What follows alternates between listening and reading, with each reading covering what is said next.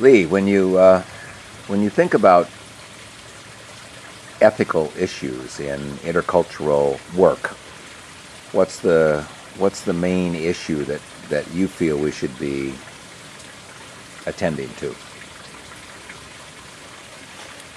Well, I would approach that from two perspectives, what I would call the inside and what I would call the outside. I think that many people who don't understand or are even opposed to intercultural work think that we don't stand for anything, and that difference is to be extolled and judgment is to be reduced. My biggest concern from the outside is that we are not only misunderstood, but we leave ourselves vulnerable to criticism of saying anything goes, and everybody's culture is just as good as everybody else's culture, and we ignore making judgments.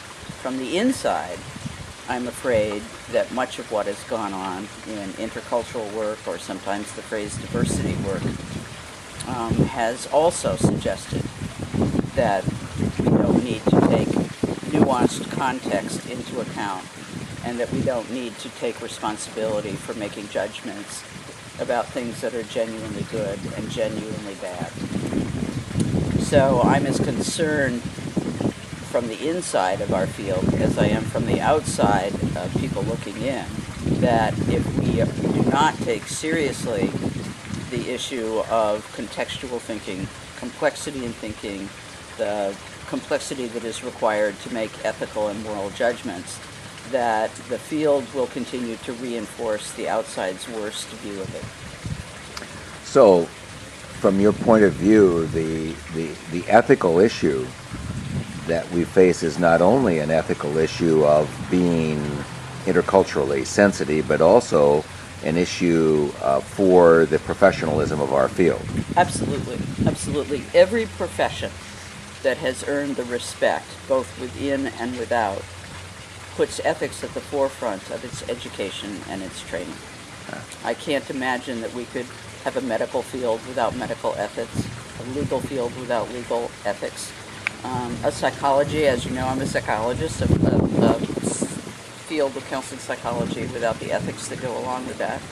And we certainly can't have a professional field of intercultural communication, intercultural education without ethics. Here's a good example, I think, or maybe I hope it is a good example. At Columbia, I teach a course in professional ethics, and the students come into the course expecting that ethics is a code written in a book, and one adheres to the letter of the law. I hope when they leave the course they realize that ethics is an internal, complex, intellectual and affective and behavioral set of capacities that are integral to how you A, live your life, and B, practice your profession. That's a huge difference between memorizing a code and thinking that's cool, and staying out of jail by not breaking the code, and internalizing it into the way you live your life and do your work. And the other thing you said I found particularly interesting is that this kind of ethics that we're talking about, at least in the intercultural area, has to do with complexity. Yes. It's not it's not a simple matter of a code, Right. but a matter of being able to think about things in a sufficiently complex way. Right. Right. And of course, we take a respectful perspective towards difference and towards other cultures. Right? But what I tell my students, or hope my students come to experience in classes with me and me with them, is we have a moral and ethical obligation to deeply commit ourselves to understanding issues, complexities, difference. We don't have a moral and ethical requirement to agree with everything.